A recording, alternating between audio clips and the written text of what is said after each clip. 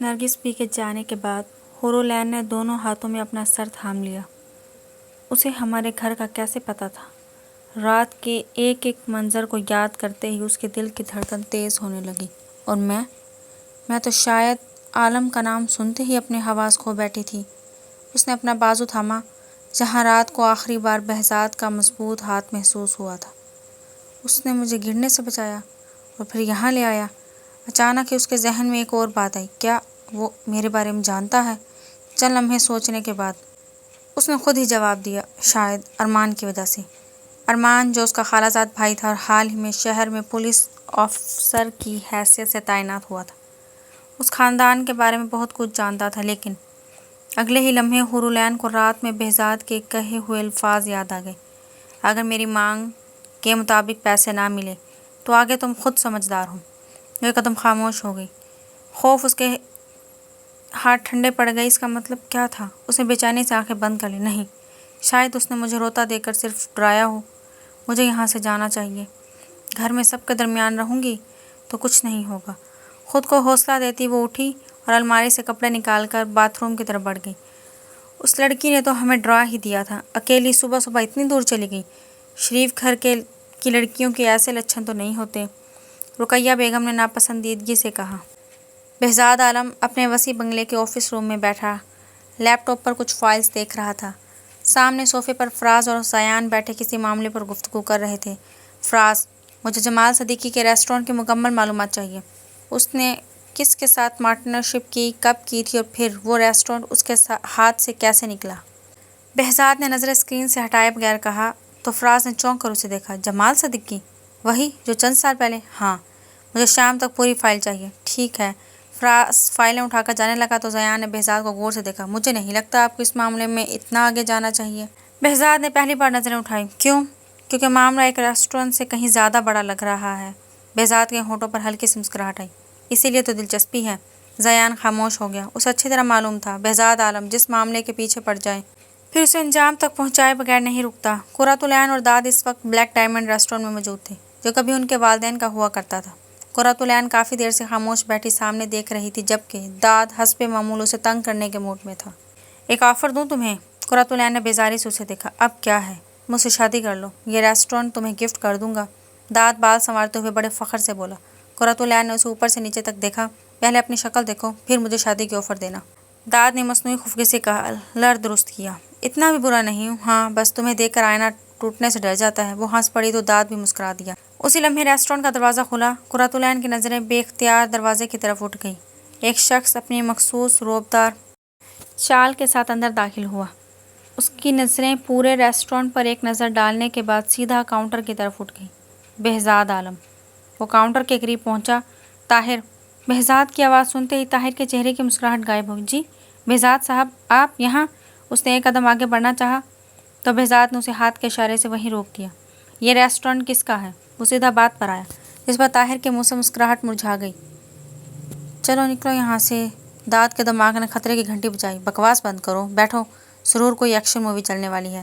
میں تو کہتی ہوں اتنا مارے اس کمینے کو جو کسی کا حق ہڑپتے ہوئے ذرا بھی نہیں جھجکتے۔ نور نے جھڑکتے ہوئے کہا۔ طاہر چند لمحے خاموش رہا۔ میرا ہے؟ بہزاد نے ایک نظر اسے دیکھا۔ مجھے جھوٹ بالکل پسند نہیں۔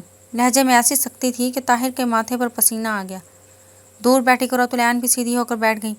وہ خود کئی دنوں سے طاہر سے یہ ریسٹورانٹ واپس لینے کی کوشش کر رہی تھی مگر طاہر ٹس سے مس نہیں ہوا تھا۔ میں سچ وہ ابھی پوری بات بولتا کہ ریسٹورانٹ کی فضا میں ہلکے سے میوزک میں چٹاک کی آواز گونجی۔ طاہر تو نیچے گرا پر پیچھے کھڑی نور بھی گڑبڑا گئی۔ اب سچ کیا ہے؟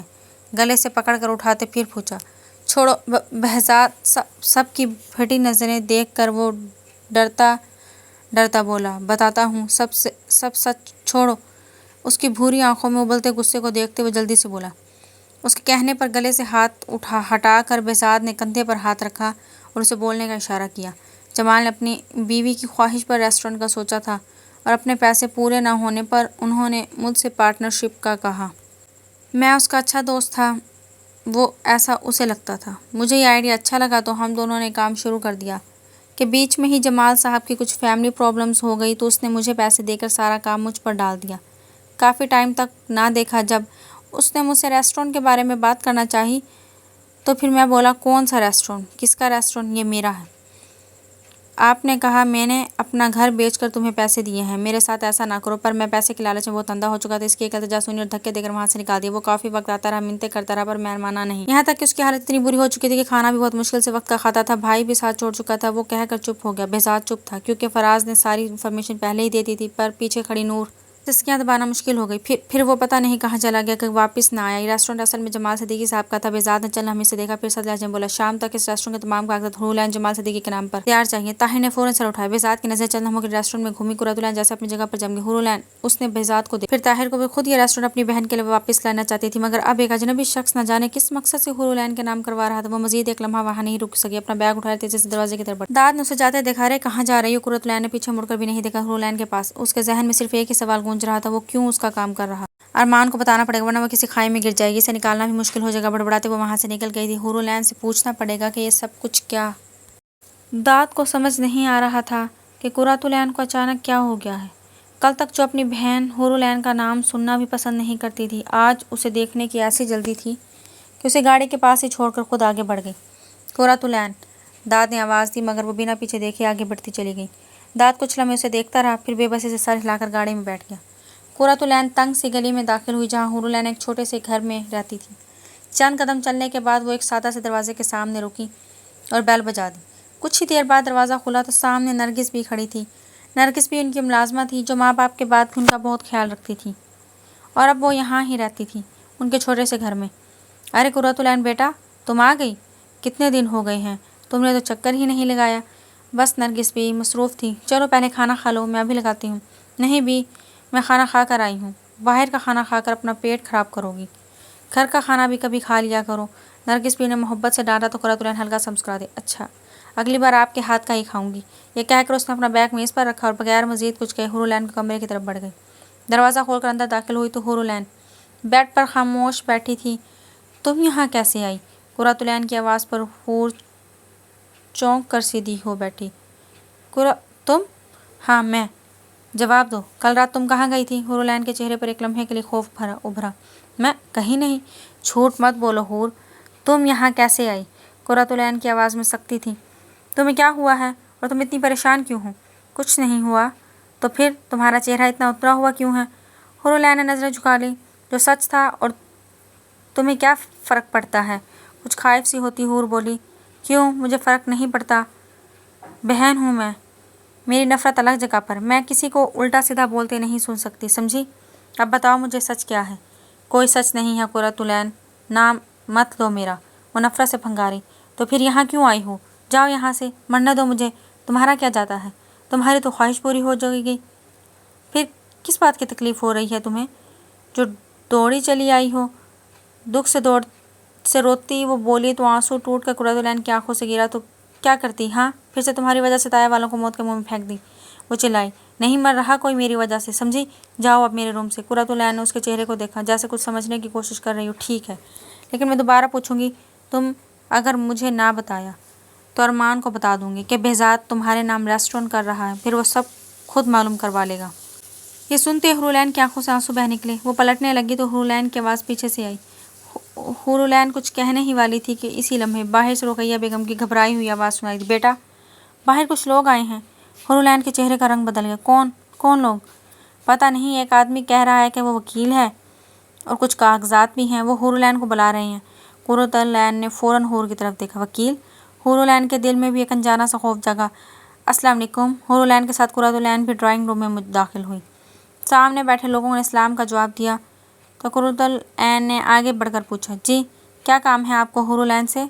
वकील ने अपने हाथ में मौजूद फ़ाइल खोली और एक नज़र हुरूलैन पर डाली। ये कुछ कागजात हैं, इन पर मिस हुरूलैन के दस्तखत चाहिए। कुर्रतुलैन ने फ़ौरन फ़ाइल उसके हाथ से ले ली। कागजात कैसे हैं? और मेरी बहन इन पर साइन क्यों करे?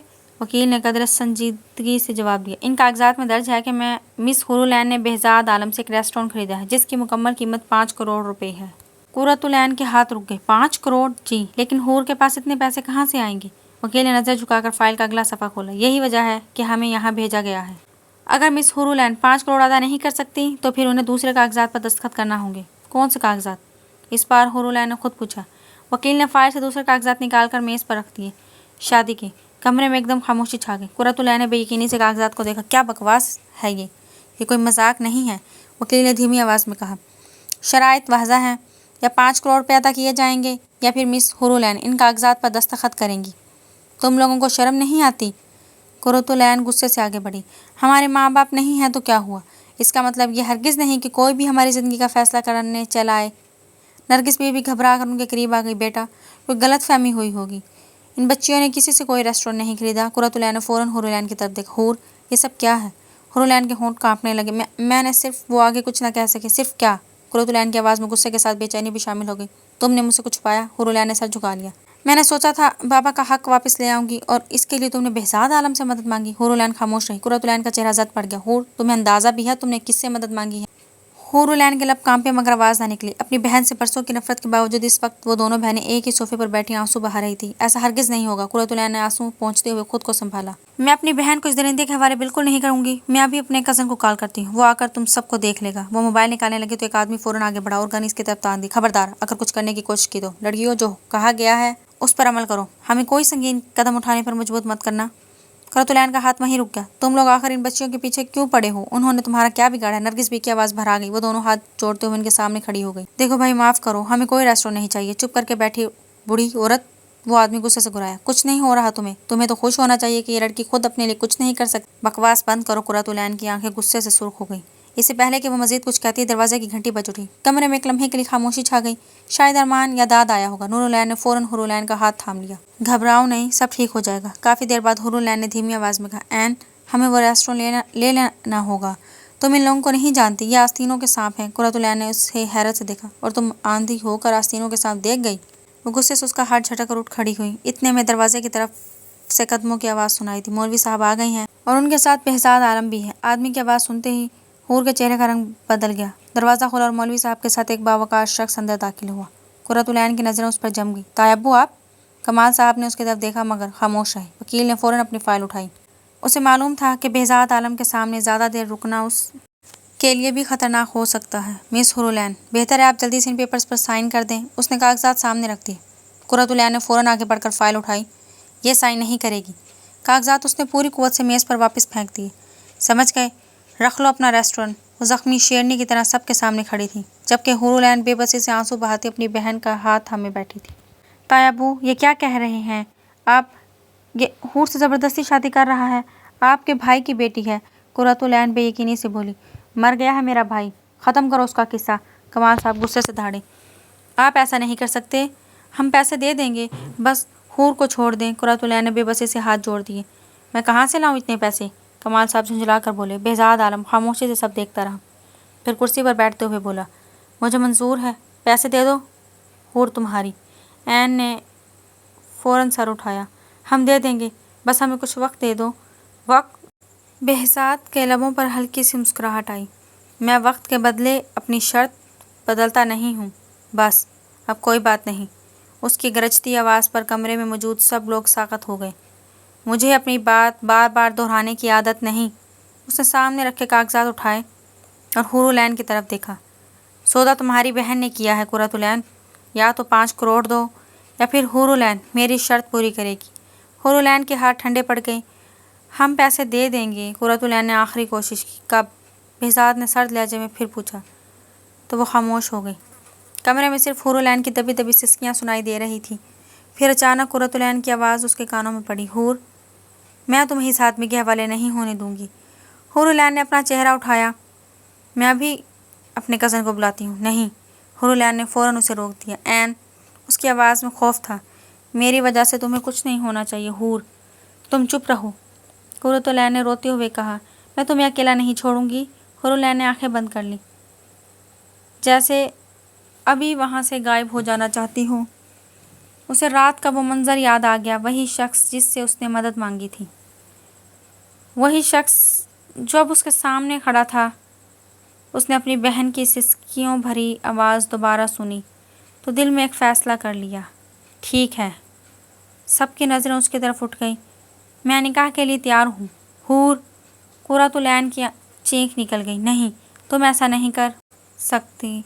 हुरुल ऐन ने सर झुका दिया। میں تمہیں اپنی وجہ سے کسی مصیبت میں نہیں ڈال سکتی این۔ اور کچھ ہی دیر میں سرخ دوپٹے میں موجود حور العین نے پہلے وکیل کے دیے گئے پیپرز پر سائن کیے۔ اور پھر کیا آپ کو بہزاد عالم کے ساتھ نکاح قبول ہے؟ دوسری بار پوچھا گیا۔ مولوی صاحب کے 2 بار پوچھنے پر حوصلے کے لیے حور نے این اور نرگس بی کی موجودگی کو محسوس کرنا چاہا، پر وہ کسی کو نہ پا کر وہ دل شکستہ ہو کر بولی، قبول ہے۔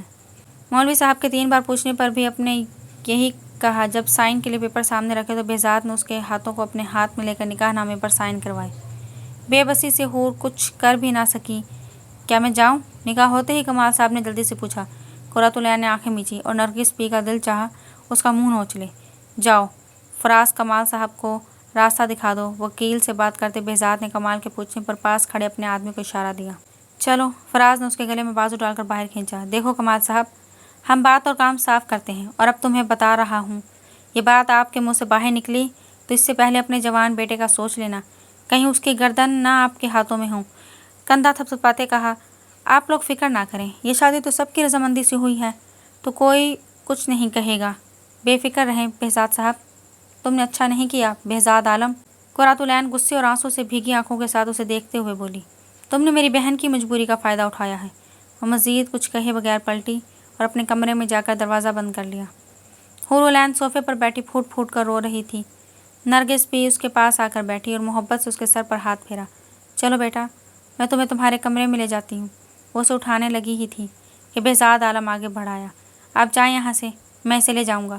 اس نے حور العین کی طرف ہاتھ بڑھایا۔ حور العین خوف سے پیچھے ہٹ گئی۔ نہیں، مجھے نہیں جانا آپ کے ساتھ۔ نرگس بی نے فوراً اس کا ہاتھ تھام لیا۔ بہزاد عالم نے سخت نظروں سے انہیں دیکھا۔ میں نے کہا آپ جائیں، میں اسے لے جاؤں گا۔ نرگس بھی کچھ کہنے لگی مگر بہزاد نے ان کے جواب کا انتظار کیے بغیر حور العین کے برابر صوفے پر بیٹھ گیا۔ اس کے لہجے میں اب غصے کے بجائے عجیب سا اطمینان تھا۔ دیکھو حور، میں نے تمہارے ساتھ باقاعدہ نکاح کیا ہے، تمہارے اپنوں کی موجودگی میں۔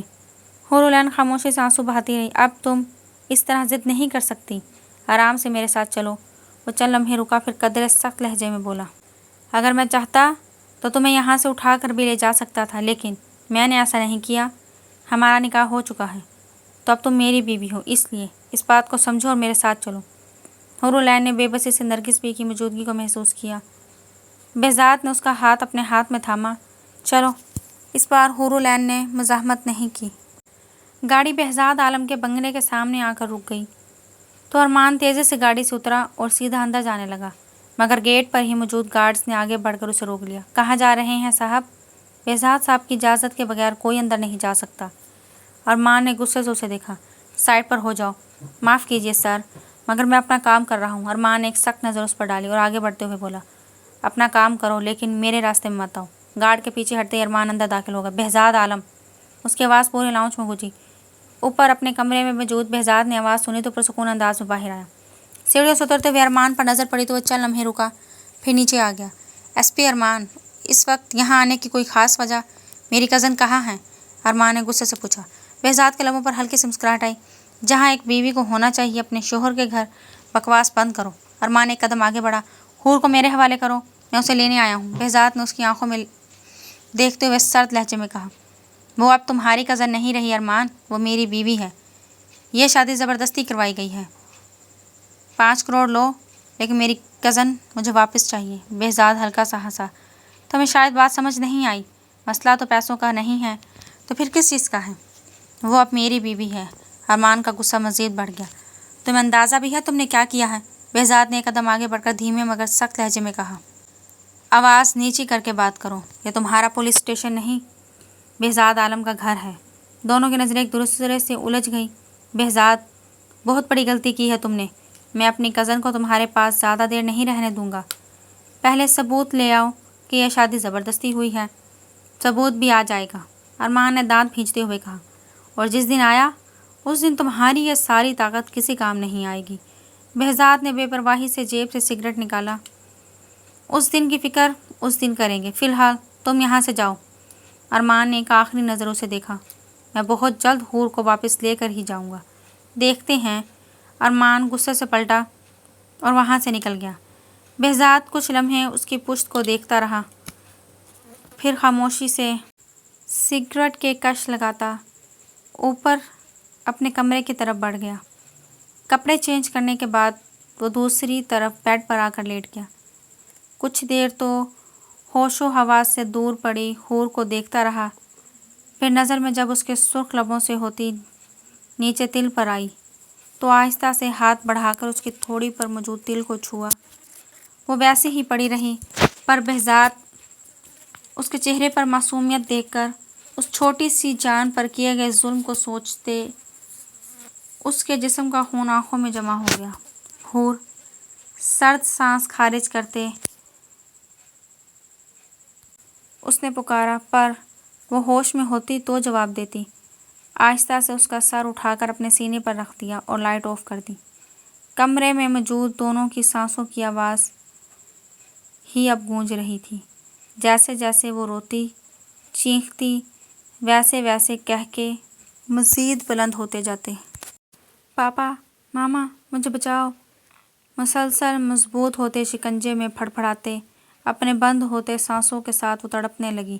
جاگنگ سے آئے اپنے لیے جوس بناتے بہزاد کے کانوں میں اپنے روم سے آتی چیخیں پڑی تو اپنی گردن موڑ کر دیکھا اور جوس وہیں چھوڑ کر وہ اوپر کی طرف بھاگا۔ روم میں قدم رکھتے اس کی نظر سامنے بن پانی کی مچھلی کی طرح تڑپتی ہاتھ پاؤں اپنے بچاؤ کے لیے مارتی حورولین پر گئی۔ جلدی سے اس کی طرف بڑھا۔ حور، ہوش میں آؤ، دیکھو سب ٹھیک ہے۔ اس کے ہاتھوں کو پکڑا، اسے جھنجھوڑا، پر وہ ہوش میں ہوتی تو جواب دیتی۔ وہ تو خود کو اس دیو کی قید میں پا کر چیخ رہی تھی، چلا رہی تھی۔ اسے پوری طرح سے بے قابو ہوتے دیکھ کر بہزاد نے اس کے نرم سے گال پر زوردار تھپڑ دے مارا۔ وہ ایک دم خاموش ہو گئی۔ حور ہوش میں آتے وہ ہڑبڑا کر اٹھ بیٹھی تو بہزاد کچھ فاصلے پر ہو گیا۔ نور! نہیں بہزاد، تمہارا شوہر! اس کے بھیگے گال پر ہاتھ کی پشت پھیرتے وہ مسکرایا۔ وہ جو پہلے اس سے ہی کانپ رہی تھی ایک دم کھسک کر دور ہوئی۔ بہزاد! خوف سے اس کے منہ سے نکلا۔ ہاں بہزاد عالم! سر ہلا کر اسے محبت سے دیکھتے تصدیق کی۔ حور خشک لبوں پر زبان پھیرتی دوسری طرف سے کھسکتی اتر گئی۔ اب اگر تعارف ہو گیا ہو تو ناشتہ کریں؟ میں جانتا ہوں تم بھوکی ہو۔ وہ بھی بیڈ سے کھڑا ہوا ہی تھا۔ مجھے جانے دو پلیز۔ آنسو صاف کرتی وہ پیچھے ہونے لگی۔ اب کہاں جاؤ گی؟ میرے پاس آ کر وہ قدم اس کی طرف بڑھاتا بولا، دیکھو مجھے ریسٹورینٹ نہیں چاہیے، مجھے چھوڑ دو، میں یہاں نہیں رہنا چاہتی۔ قدموں کی ہاٹ پر وہ جیسے جیسے پیچھے ہو رہی تھی ویسے ہی رس رہی تھی۔ یہ تمہیں پہلے سوچنا چاہیے تھا، اب نہیں، اور آئندہ جانے کو مت بولنا، ورنہ… وہ کچھ بولتا اسے اپنے بازوں میں اٹھا چکا تھا۔ چلو اب ناشتہ کریں۔ جانتا ہوں تم نے ہماری شادی کی وجہ سے کچھ نہیں کھایا ہوگا۔ روم سے باہر نکلتے ہی وہ بولا تو حورولین کا منہ بند ہو گیا۔ ڈائننگ ٹیبل پر آ کر وہ اسے ایک چیئر پر بٹھاتے خود اوپن کچن میں آ گیا۔ حورولین اپنی زندگی کی اس تلخ حقیقت پر خاموش آنسو بہانے لگی، اور کر بھی کیا سکتی تھی۔